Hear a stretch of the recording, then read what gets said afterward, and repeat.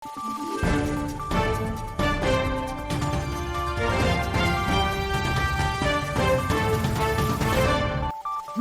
araw, Pilipinas! Ito ang Valiente News hatid sa inyo ng Office of the Vice President.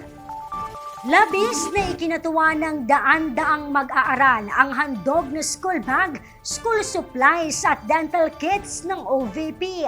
May nakakaantig naman sila na mensahe para sa tanggapan. Si Maribeth Adlawan sa report. Higit pa sa pamamahagi ng school bag at school supplies ang pagbabago, A Million Learners Campaign. Nagpapakita ito sa kahalagahan ng suporta, maliit man o malaki, para sa mga kabataang Pilipino na nangangarap na magkaroon ng mas magandang buhay.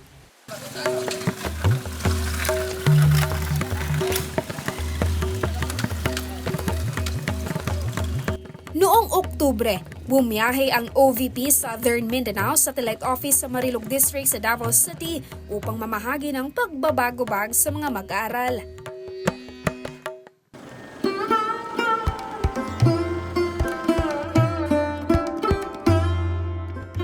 Kabilang sa nahandugan ng school bag ang batang sina Lovely at Akelis ng Misa Humay Elementary School na kada araw naglalakbay sa mataas at matarik na mga daan, umulan man o mainit, upang makapasok lamang sa eskwela. Kaya't labis na ikinatuwa ng dalawang bata ang handog sa kanila ng OVP at ang kanilang paborito. Papel. Anong papel mo? Aral makasulat. Salamat kayo sa bago. Ang pagbabago bags ay hindi lamang isang simpleng bag at school supplies. Ito ay simbolo ng pag-asa at gabay para sa kabataan sa pagtamo ng kanilang mga pangarap sa buhay. Mula dito sa Misa Humay, Marilog District, Davao City, ako si Maribeth Adlawan, lahat para sa Diyos, bayan at pamilyang Pilipino.